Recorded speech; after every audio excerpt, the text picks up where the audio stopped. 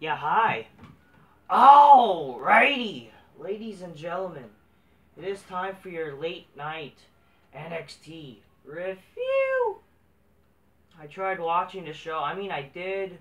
Let's just say, like, if I didn't preoccupy myself, basically I had to force myself on making sure I don't fall asleep. I had to preoccupy myself with making sure I don't fall asleep.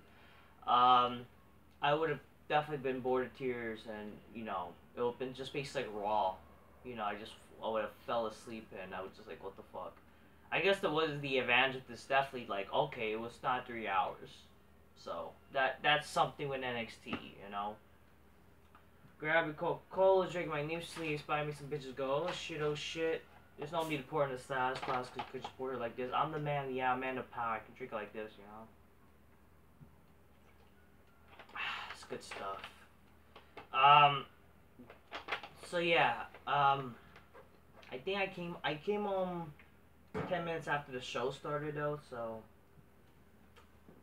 yeah, but anyways, yeah, I basically tried watching the show. Let's just say, like, I would not have survived if I tried watching the show. So the show started with Roderick Strong versus Solo Sakai, and Solo Sikoa, I think that's what I was calling him, defeats Roderick Strong to qualify to the North American title match. Good for him. He has potential, obviously. Then the second match. The first match I actually saw. Tony D'Angelo defeats Dexter Lumis after hitting him with a crowbar. There's a little dissension between,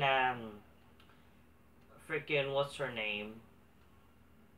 I don't know, the one who's with Dexter Lumis and the, yeah, I don't know, that tag team shit. There's a little dissension because, she tried to help make sure that Tony D'Angelo doesn't use the crowbar. So it's, like, kind of nicely done in a way. Like, oh, it's a good thing, I guess. Kind of good storytelling, maybe, whatever. The match was whatever. But then Tommaso Ciampa came out and he takes out Tony.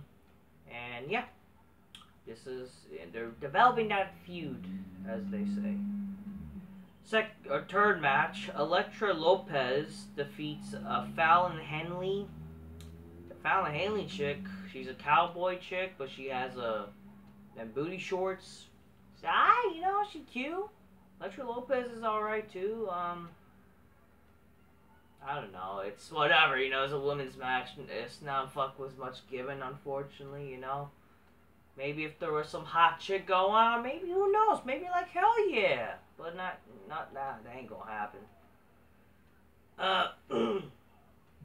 Bron Breakker, the fourth match. Bron Breakker defeats Robert Roode. Apparently the winner of this match will officially face Ziggler for the title.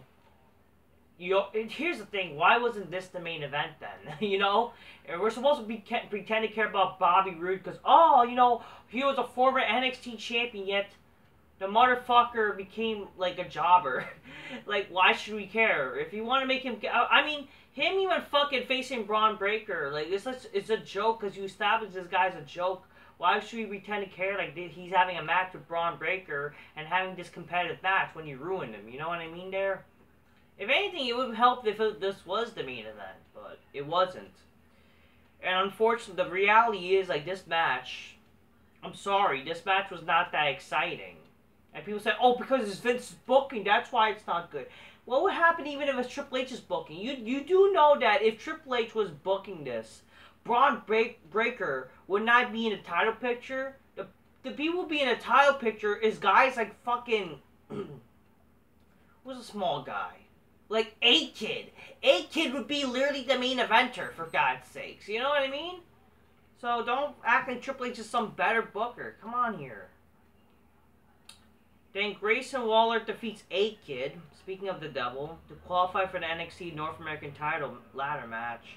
After match, Carmelo Hayes announces that the losers of the tournaments, or whatever, will face off in a last chance match for the title. And there's a little dissension between A-Kid and the whatever. So I'm guessing, yeah, great. This jobber's gonna win? Come on. Who gives a shit about this guy, like, called A-Kid? Come on. Then the Creed Brothers defeats the Grizzled Young Vets. After the match, the two men in black start vandalizing Dynamite's training center and sends a warning. Basically, yeah, this team is like, oh, who attacked them or whatever, so. Okay. I'm like more bought. Okay, so like fucking Cameron Grimes cuts a promo. I'm like more bought. Like you actually care about the guy because you know you mentioned like he lost his father, so I would rather him win, the thing. But like they're gonna probably have 8 kids, like whatever. You're more bought into his character, just him being real. So Gunter defeats Duke Hudson. After match, Gunter says that LA Knight is everything wrong with wrestling. What? Have you seen yourself? Bruh, you fucking look like a fucking distorted fucking... this guy looks like a distorted freaking, what is this? Stillborn child. Like, fucking A. And, like, okay, good for him, like, losing weight, but, like, I don't know. LA Knight, then... Yeah, he talks about opportunities but loses to them, but then LA Knight comes out and, why talk while you could just stand and deliver? And he calls him, he said he had a dad, but LA Knight is alright, man. The guy actually tries, to actually have character and shit, so good for him. And he attacks Gunter Stark, but then Imperium attacks him, but then he gets saved by MSK, so it's alright. Then Io Shirai, yeah, this was the main event, so great, women's shit main evented. Like, who cares? So, Io Shirai and Kaylee Ray defeated Dakota Kai and Wendy Chu Sleeping Warrior to win the Dusty Classic. So, they're officially the Classic, whatever the fuck. Then Io Shirai, Kaylee Ray announces that they're not going to challenge for the tag titles. They're instead challenging for the women's title, even though, isn't it supposed to be the tag titles? I don't fucking know or care. Yeah, that's the thing. Like, here's the thing. I don't give a shit about tag team wrestling. I don't pretend to care about tag team wrestling. Who the fuck gives a shit? But wow, this just makes your tag team titles more worthless than it needs. Like, people complain how the tag team division is worthless. Doesn't this make your tag titles worthless? Like, for God's sakes, it's just like you're gonna challenge for the world title instead. What does that tell you? I mean, this would make sense. It's like, let's not just challenge for the tag titles. Let's challenge for the women's title too. But no, like, they're just literally flat out gonna challenge for the women's title. Because apparently, that's gonna take down the leader of Toxic Attraction. And by the way, Mandy Rose does look hot.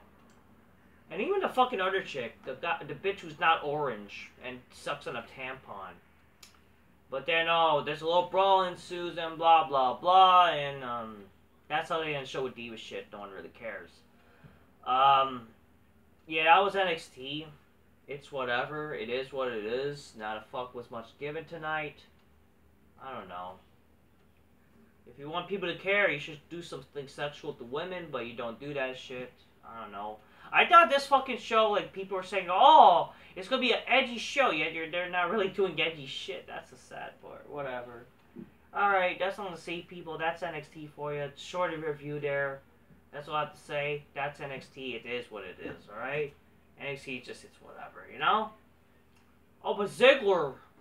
Oh yeah, Bron Breakker wins, and then that match was long. I'm sorry, the match really didn't impress me much, It was like an insult my intelligence. And then Ziggler super kick. He does the stupid slap kicks, whatever. And we're supposed to believe it's big time. Like, they were trying to do, like, the moment where Undertaker got super kicked by Shawn Michaels, and it's like, what the fuck are you guys doing? Whatever. It was like some moment. Like, he switches so hard to be Shawn Michaels. Like, fuck.